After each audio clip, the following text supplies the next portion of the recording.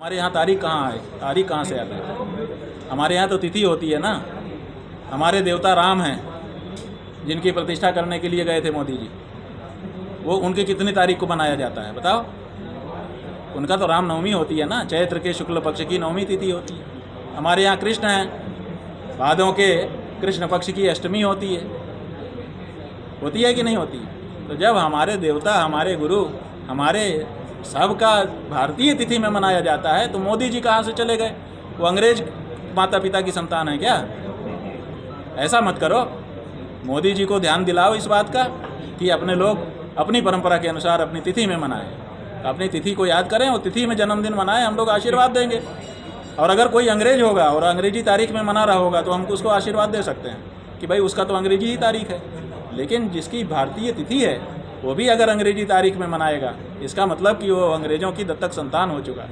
हम उसको स्वीकार नहीं करते। ये यात्रा किसी को चोट पहुंचाने के लिए नहीं है। हम किसी के विरोध में भी नहीं जा रहे हैं। हम किसी प्रदेश के किसी व्यक्ति के ऊपर जुल्म जोर करने भी नहीं जा रहे हैं, किसी की हत्या करने नहीं जा रहे हैं, चोट पहुँचाने नहीं जा रहे हैं। फूल से भी मारना हम नहीं चाहते हैं। जो व्यक्ति गाय की हत्या से भी दुखी है वो किसी मनुष्य की हत्या या उसकी चोट पहुंचाने के बारे में सोच भी कैसे सकता है? और हम तो सन्यासी हैं, अहिंसक हैं। हिंसा का त्याग ही संन्यास होता है। तो ऐसी परिस्थिति में हम पूरे देश के हर प्रदेश में जा रहे हैं। हम किसी को चोट पहुंचाने नहीं जा रहे हैं, लेकिन हम अपनी बात कहने जा रहे हैं। जैसे वहाँ के लड़के ने कह दिया कि हम तो ये खाते हैं, हम तो खाते रहेंगे। कहा ना उसने, जोरदारी से अपनी बात कही, तो उसी जोरदारी से हम अपनी बात नहीं कर सकते कि हम तो पूछते हैं, पूछते रहें। उसमें वो क्यों गुस्सा हो रहा है कि नहीं आ सकते? अरे तुम कह रहे हो, हम भी कहने दो। हमारी बात हम कहेंगे, तुम्हारी बात तुम कहो। तो मूल बात यह है कि हम तो जा रहे हैं, हम कोई बलवा करने नहीं जा रहे हैं, हम कोई हिंसा करने नहीं जा रहे हैं। लेकिन हमारी घोषणा है कि हम यात्रा करेंगे तो हम तो जाएंगे।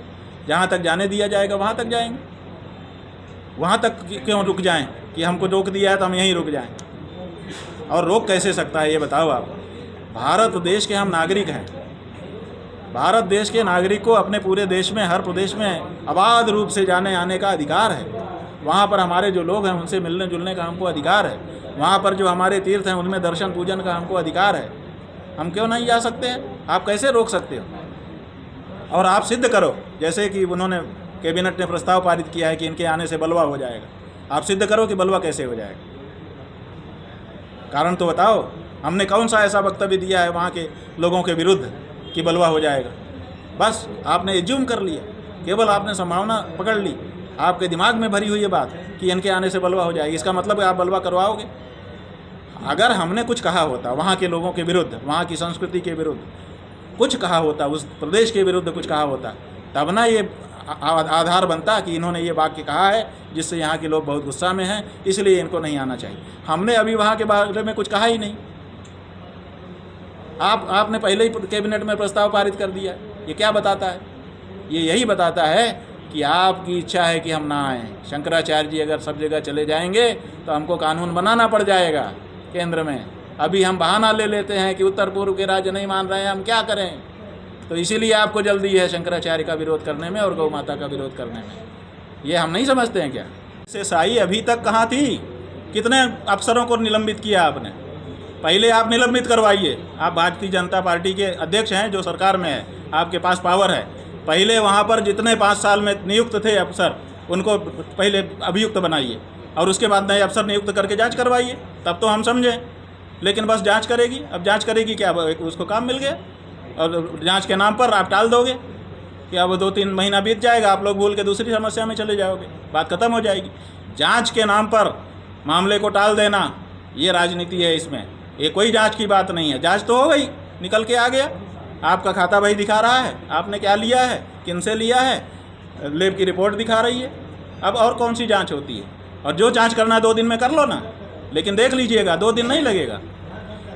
केदारनाथ में सोना चोरी की बात आई, आप लोगों ने हमको अभियुक्त बनाया कि ये जो है बोल रहे हैं, ये बोल रहे हैं। हमने बोला, दुनिया बोल रही थी। उन्होंने वहाँ के जो मंत्री हैं, धर्मस्व मंत्री सतपाल महाराज जी, उन्होंने वक्तव्य दिया कि हम जांच कराए हैं और हम रिपोर्ट सार्वजनिक करेंगे। 2 महीना बीत गए। 2 साल पहले की जांच हुई है, उसकी रिपोर्ट सार्वजनिक 2 साल में नहीं किया। जब बात उठी तो फिर कह दिया कि हम सार्वजनिक करेंगे। 2 महीना बीत गया। आप लोगों ने कोई फॉलोअप किया? ना आप लोग फॉलोअप करोगे, ना वो बताएंगे, बात को टाल देंगे कि हम तो रिपोर्ट सार्वजनिक करेंगे। कब करोगे? कोई समय होता है? अगर गड़बड़ी नहीं हुई है और आपने जांच कराई है तो क्यों सार्वजनिक नहीं करते हो? तो ये जांच की बात जो है ये टालने वाली बात है, हम इससे सहमत नहीं हैं। सबसे पहले तो वहाँ के भंडार में हम लोग आ रहे हैं गौ हत्या बंद करने के लिए। लेकिन हम कहना चाहते हैं कि जहाँ से वो आ रहे हैं उत्तर प्रदेश से, हमने इंटरनेट पर देखा, सर्च किया, उसमें तो उत्तर प्रदेश से सबसे ज़्यादा एक्सपोर्ट हो रहा है गाय के मांस का, बीफ का। पहले उत्तर प्रदेश में क्यों नहीं बंद करवाते हैं? अब उसकी बात का हमारे पास क्या जवाब है, आप बताइए। वो अरुणाचल प्रदेश में बैठा हुआ लड़का है, वो कह रहा है कि वो आ रहे हैं हमारे यहाँ बंद कराने, हमारी आदत है, हम नहीं बंद करेंगे, वो भी कह रहा है साथ में। लेकिन ये सवाल कह रहा है कि जब वो आ रहे थे गौ हत्या बंद कराने के लिए तो हमने सर्च किया, रिसर्च किया, रिसर्च में हमको निकल करके आया कि उत्तर प्रदेश में सबसे ज़्यादा गौ मांस का निर्यात हो रहा है। और फिर हमने भी उसका सुनने के बाद हमने भी रिसर्च करवाया। आप भी इंटरनेट पे खोज लीजिए कि गौ मांस का निर्यात जो हो रहा है, भारत इस समय दूसरे नंबर पर ब्राज़ील के बाद चला गया है, उसमें किस प्रदेश का कितना योगदान है? तो सबसे बड़ा ग्राफ उत्तर प्रदेश का आ रहा है, जहाँ पर गोरक्ष पीठ के महंत मुख्यमंत्री बन के बैठे हुए हैं। इसके बारे में आपका क्या कहना? तो ये जो बातें हैं ये दोहरी हैं, दोहरा चरित्र कभी नहीं चल सकता है। आप जो हैं आपको वही दिखना पड़ेगा कि मैं ये हूँ, बस। फिलहाल जेपी नड्डा जी का बयान आया, उसमें आप कैसे देखते हैं? भाई ये सब राजनीतिक मामला है, राजनीतिक अपने अपने ढंग से करते हैं। सवाल ये है कि एक नेशन एक इलेक्शन, ठीक है, एक है तो सब कुछ एक ही होना चाहिए। तो फिर आप विविधता का देश क्यों कहते हो? बायोडाइवर्सिटी, ये शब्द क्यों प्रयोग में लाते हो? तो सब कुछ एक करो ना। यही तो हम कह रहे हैं कि अगर वन नेशन वन इलेक्शन लाना है, हम स्वागत करेंगे। फिर वन नेशन वन गौ कानून लाइए, पूरे देश में एक गौ हत्या निषेध कानून ले आइए। अगर एक गौ हत्या निषेध कानून ला दीजिए तो फिर एक चुनाव भी कराइए। लेकिन जब गौ हत्या का प्रश्न आएगा, कहेंगे नहीं ये राज्य का विषय है, अलग अलग राज्य अपने अपने ढंग से करेंगे। और जब इलेक्शन की बात आएगी एक साथ करा दो। ये दोनों कैसे चलेगा? अगर आपको एक देश है तो एक जैसा वातावरण बना दीजिए। एक जैसा वातावरण कहाँ बना पा रहे हैं आप तो कह रहे हैं यहाँ मध्य प्रदेश में आपने बना दिया कि साहब 10 साल का दंड कारावास हो जाएगा जो गाय मारेगा। यहाँ नहीं मार सकते, यहाँ नहीं मार सकते। माने गौवध निषेध जो कानून है मध्य प्रदेश का, वो क्या है? वो गौवध निषेध कानून नहीं है, गौवध स्थल निषेध कानून है कि यहाँ नहीं मार सकते। बाकी अपना ले जाओ, कहीं मारो, कोई दिक्कत नहीं। बहुत सारे स्टेट हमने तुम्हारे लिए छोड़ रखे हैं, वहाँ काटो खाओ। ये क्या है? ये चतुराई गाय के मामले में क्यों हो रही है? ये चतुराई दूसरे मामलों में क्यों हो रही है? जब एक देश है तो एक विचार, एक व्यवहार, एक आचरण। गौ माता अगर मध्य प्रदेश के लिए पूजनीय है तो अरुणाचल के लिए क्यों पूजनीय नहीं है? नागालैंड में क्यों भाजपा हमारा विरोध करती है? आप लोगों को पता नहीं है? अभी हम हर प्रदेश में जाके गौ ध्वज लगाना चाहते हैं। सबसे पहला विरोध भारतीय जनता पार्टी का आ गया, पत्र लिख करके 2 पन्ने का छप गया कि शंकराचार्य को नागालैंड में घुसने न दिया जाए। क्यों ना घुसने दिया जाए? अगर एक देश है तो शंकराचार्य वहाँ क्यों नहीं जा सकता? हमको बताइए। और जब शंकराचार्य वहाँ जा ही नहीं सकता तो एक इलेक्शन की क्या बात है? आप ये नहीं कर सकते हैं कि जो आपकी सुविधा का है उसमें आप एकता ला दें, एक रूपता ला दें। आपको अगर एक रूपता लानी है तो हर बात में लानी होगी। सबसे पहला विरोध भारतीय जनता पार्टी के तरफ से शंकराचार्य का वहाँ प्रवेश पर आया है। उसके बाद तो वहाँ की सरकार ने प्रस्ताव ही, कैबिनेट बुला लिया। कैबिनेट बुला, अभी हम यात्रा शुरू नहीं की है, अभी हम परसों से करेंगे।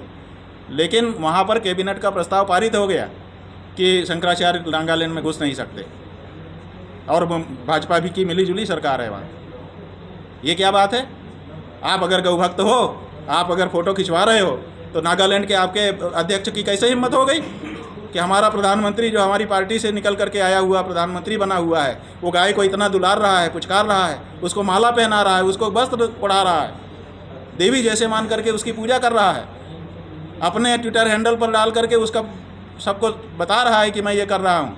उसी पार्टी का जो प्रदेश अध्यक्ष है वो कहता है कि गाय को काट के खाना तो हमारी संस्कृति है। ये राष्ट्रीय पार्टी का, अगर नागालैंड की कोई क्षेत्रीय पार्टी होती और वो ये बोलती तो हम एक बार मान लेते कि भाई उनकी बात है। एक राष्ट्रीय पार्टी के लेटर हेड पर ये लिख करके दिया जा रहा है कि गाय खाना हमारी संस्कृति का अंग है। ये क्या है? ये दोहरा चरित्र आपका क्यों दिखाई देता है गाय के मामले में? आप एक चरित्र वाले बनिए। अरुणाचल प्रदेश के एक लड़के ने वीडियो बना करके डाल दिया है कि अब तो सब जगह ये कमेटी बनानी पड़ेगी हम लोगों को, सब जगह पे हम निगरानी करेंगे, हम देखेंगे वहाँ पर कि वहाँ पर कौन सी चीज़ आ रही है, कौन बन रहा है। अब सरकार हमको रोक नहीं सकती है, क्योंकि सरकार कहाँ थी, कहाँ था उनका इंटेलिजेंस। आपके पास करोड़ों हजार करोड़ रुपए का बजट दे दिया गया है, आप पूरे देश का टैक्स लेकर के बैठे हो, आपके पास संसाधन है। 5 साल तक ये होता रहा, आप कुछ नहीं देख पाए कि हमारे भगवान को अभक्ष्य पदार्थ का भोग लगाया जा रहा है। क्यों नहीं पता चला आपको? इसका मतलब है कि आप इस बारे में ध्यान नहीं देते हो। इसलिए अब धर्माचार्य अपनी टीम बनाएंगे और जहाँ जहाँ भगवान का भोग लग रहा है वो पवित्रता से बन रहा है कि नहीं वो देखेंगे, और पवित्र वस्तुओं का उसमें उपयोग हो रहा है कि ये देखेंगे, तब भोग लगेगा और तब प्रसाद बटेगा, नहीं तो नहीं बट सकता है। तो क्या केंद्र सरकार ने जो किया है, जो केंद्र सरकार उसमें मिली भगत मानते हैं कि भाई मिली भगत है कि नहीं है, लापरवाही तो है, अनदेखी तो है। क्या हमारी पवित्रता की रक्षा करने का दायित्व तो हमारे देश की सरकार का नहीं है? कोई भी कुछ भी आएगा, कुछ भी मिला करके हमको खिला के चला जाएगा। कहाँ है वो बाट माप FSSAI कहाँ है? आपने विभाग बना करके रखा है, अरबों रुपए का बजट उनको दिया हुआ है कि खाने पीने में कहीं मिलावट हो तो देखिए। कहाँ है वो विभाग? क्यों वो देखता नहीं है? अड़चन क्या है, आपको क्या समझ? भाई तकनीकी अड़चन कुछ नहीं है, हमको किसी को नाराज़ नहीं करना है, सबका वोट लेना है, सबका साथ हो रहा है ना, तो सबके साथ में हिंदू की बात कैसे चलेगी? सबके साथ में तो साझा चलेगा ना। सबका साथ जब करोगे, अपना अपना टिफिन सब खोलेंगे, तो हमारे घर का जो है फल भी आएगा और उनके यहाँ की बांस का लोथड़ा भी हमारे में आएगा। सबका साथ हो गया। सबका साथ कैसे हो सकता है? जो गोवंश राजमार्ग में आता है उसका चुनाव एक गाय के पूजने वाला और एक गाय को काट के खाने वाला, दोनों का साथ हो सकता है? कैसी बात करते हो? सबका साथ कैसे हो सकता है? इसलिए स्पष्टता हमारी है, हम हिंदू हैं, हमारे अपने विश्वास है, हमारी अपनी आस्था है, हमारी अपनी परंपरा है, हम उसको निर्वहन करेंगे। अगर हमारे साथ कोई एडजस्ट कर सकता है, हम उसको भी एडजस्ट कर लेंगे, लेकिन हमारी भावना के विरुद्ध हमारे देश में रह के कोई काम नहीं कर सकता। बहुमत जो कहेगा इस देश के अल्पमत को, उसको स्वीकार करना पड़ेगा। ये गजब की बात हो गई कि जब सरकार बनाना होगा तो बहुमत देखा जाएगा, और जब कानून लागू करने होंगे तो अल्पमत देखा जाएगा कि अल्पसंख्यक क्या चाहते हैं। अरे अल्पसंख्यक कुछ चाहे, बहुसंख्यक जो चाहेगा वो इस देश में होगा, और बहुसंख्यक हिंदू है, गाय का भक्त बहुसंख्यक है इस देश में, इसलिए गाय की पूजा होगी इस देश में, गाय की हत्या इस देश में नहीं हो सकती। ये पूरे विश्व का है, तिरुपति में केवल आंध्रा के लोग नहीं आते हैं। सवाल मेरा ये था कि स्टेट गवर्नमेंट ने तो मुद्दा उठाया, लेकिन केंद्र सरकार को जिस तरह से इंटरवीन करना था वो चीज़ें नहीं हो पाई। भाई केंद्र सरकार की परिस्थिति को तो समझो, ऐसे 2 बैसाखी पे खड़ी है, 2 बैसाखी पे खड़ी हुई सरकार क्या करेगी? दूसरी बात यह है कि गाय के बारे में चर्चा चल रही है कि गाय माता को राष्ट्रमाता का दर्जा दो, बोल ही नहीं पा रहे हैं। क्यों नहीं बोल पा रहे हो? जब तुम हिंदू हो तो तुमको क्या दिक्कत है? कोई अगर हिंदू है और वो भगवान की दया से किसी पद पर जिसमें पावर है उस पर बैठ गया है, उसको क्या दिक्कत है? ज़्यादा से ज़्यादा क्या होगा? अगले दिन प्रधानमंत्री नहीं रहेगा, यही तो, लेकिन उसका टिकट बुक हो जाएगा स्वर्ग में, इंद्र का आसन खाली हो जाएगा कि वो आ रहे हैं जिन्होंने प्रधानमंत्री पद छोड़ दिया था गौ माता के लिए।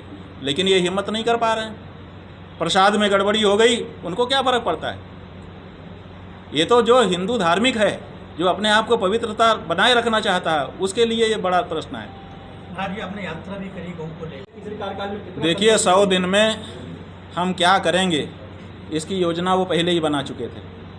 जब चुनाव नहीं हुआ था तब उनकी कैबिनेट की बैठक हुई थी, और तीसरी सरकार जब हमारी बनेगी तो हम ये करेंगे, ऐसे 100 दिन का रोड मैप उन्होंने बनाया था, और बाद में वो रोड मैप ही नहीं दिखाया हमको।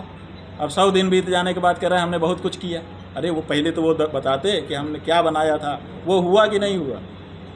आपने क्या किया? आप तो कुछ कर ही रहे हो, आप तो 18 घंटे काम करते हो, उसी में चुनाव प्रचार भी हो जाता है, उसी में खाना सोना भी हो जाता है। ये तो कोई बात नहीं है। जम्मू कश्मीर में कलकत्ता वाले मामले को किस तरीके से देखते हैं लगातार? जम्मू कश्मीर में हाल ही में विधानसभा चुनाव चल रहे हैं और एक अलग माहौल वहाँ पर बन रहा है, क्योंकि जम्मू कश्मीर को लेकर 370 जैसे घटनाएं हो चुकी हैं। क्या आपको लगता है, क्योंकि आप भी लगातार वहाँ पर काफ़ी समय बिताए हैं? ऐसा है कि जम्मू कश्मीर का जो प्रश्न है, वहाँ पर धारा 370 कहा जा रहा था कि उससे बहुत बड़ी समस्या है देश को, उसको हम हटा देंगे, हटा दिया। अब हटा देने से क्या हो गया? ये मूछ जो है ना, ये क्या है? ये प्रतिष्ठा है। एक राजस्थान के व्यक्ति ने मूछ का एक बाल गिरवी रख दिया कि मैं गिरवी रखता हूँ, अगर और उसको फिर बाद में बहुत सारी संपत्ति दे के छुड़ा लिया, तो पता चला कि मूछ का बाल बड़ा कीमती होता है, अन्यथा रोज़ काट करके लोग नाली में फेंक रहे हैं। कोई कीमत है? तो ये मूछ का बाल है, इसका कोई मतलब नहीं है कि रहे चाहे कट जाए, लेकिन बस आपने इसको बना लिया, अपनी प्रतिष्ठा का प्रश्न तो हो गया। ऐसे ही धारा 370 से ना उसके रहने से कुछ समस्या थी, ना उसके जाने से कोई बड़ा फ़ायदा हो गया। मूछ का प्रश्न था, वो कहते थे कि नहीं हटा सकते, वो कहते थे कि हम हटा देंगे। जैसे ये जनगणना का सवाल अभी आप लोगों ने पूछा, वो कहते हैं हम जनगणना करा के रहेंगे, वो कहते हैं बिल्कुल नहीं करने देंगे। मूछ का सवाल है, इससे कुछ होना जाना नहीं है। ऐसे कुछ सवाल जो है मूछ के होते हैं, केवल प्रतिष्ठा के होते हैं, इनका कोई लेना देना नहीं होता है। जनता इससे मूर्ख बनती रहती है। मांस का निर्यात नहीं कर सकता। जो गाय के मांस के, गौ हत्या के मामले में प्रत्यक्ष अप्रत्यक्ष किसी रूप में जुड़ा हुआ है, वो हिंदू हो ही नहीं सकता है। हम उसको इसी समय नोटिस दे रहे हैं आपके माध्यम से कि तुम बताओ कि तुमको हिंदू क्यों माना जाए, अन्यथा तुम हिंदू धर्म से बहिष्कृत हो। अपने धर्म से बहिष्कृत करने का हमको कानूनी अधिकार है, विधिक अधिकार है। अपने धर्म की पवित्रता बनाए रखने के लिए जो हमारे धर्म में गलत लोग हैं उनको बहिष्कृत करने का हमको अधिकार है। उसी अधिकार से हम उनको बहिष्कृत करते हैं और 15 दिन का समय देते हैं, बताएं वो कि आखिर उनको क्यों हिंदू माना जाए। आप जो है गौ मांस का व्यापार करें और अपने आप को हिंदू कहें, ये दोनों बात नहीं चल सकती। मोहन यादव की सरकार है, इसको लेके आपका क्या है? मोहन यादव की सरकार से हम खुश हैं। इसलिए खुश हैं कि पहले से ही यहाँ गौवध का कानून था। फिर हमने कहा काशी में वर्ष प्रतिपदा के दिन कि इस संवत्सर को हम गौ संवत्सर कहेंगे। उन्होंने यहाँ घोषित किया कि इस संवत्सर को हम गौ संवत्सर करेंगे। उसके बाद कानून को और कड़ा बनाने का उन्होंने दोबारा एक प्रस्ताव किया। तो कम से कम कुछ तो कर रहे हैं, जहाँ तक थे उससे भी आगे बढ़ रहे हैं। तो इसलिए हम इनसे खुश हैं कि ये अच्छा काम कर रहे हैं। हमारा कोई विरोध किसी से नहीं है। जो हमारे संस्कृति का, हमारी सभ्यता का, हमारी गाय का है वो हमारा है, और जो नहीं है वो नहीं है हमारा, चाहे वो कोई हो।